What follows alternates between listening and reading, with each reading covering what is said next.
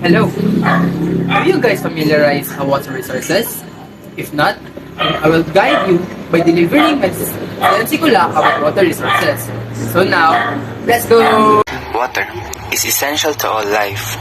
Aside from the declining source of energy, water also continually diminishes in such case, because we need to understand, appreciate, value, and care for the processes occurring in the hydrosphere. Specifically, at the end of the lesson, you should be able to explain the processes occurring in the hydrologic cycle, enumerate the role of the hydrosphere as Earth's subsystem, and appreciate, value, and care for the water budget. The movement of water around Earth's surface in its subsystem is called the hydrologic cycle. There are pathways to which water undergo, allowing it to move around the planet. In its three states, these pathways are highly driven by the heat from the sun through exogenic process.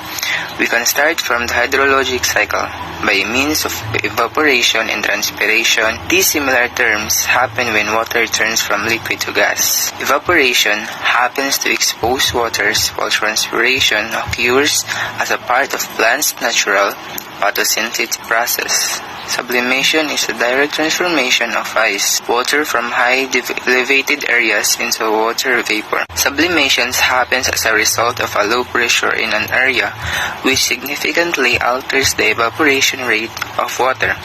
As water undergoes evaporation, it rises up in the atmosphere and gas as altitude increases. Atmospheric pressure decreases. This allows water vapor to undergo condensation or the transformation of vapor into liquid. Deposition occurs when vapor, due to the lack of heat, transforms it directly into solid or ice. Precipitation occurs as rain from condensation and snow from deposition.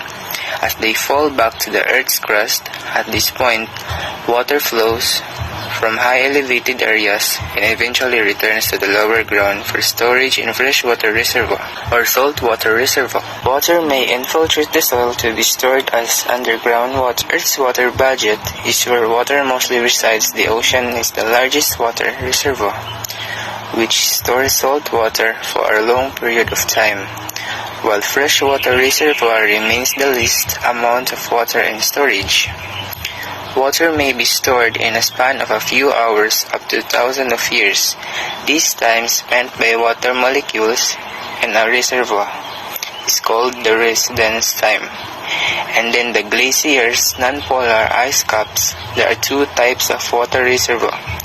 The first one is called saltwater reservoir, and the other, you guessed that, freshwater reservoir. Saltwater reservoir includes seas, gulfs, bays, and straits. The largest saltwater reservoir are the oceans, in which saltiness of water significantly varies, affecting the overall climate of the land masses they surround.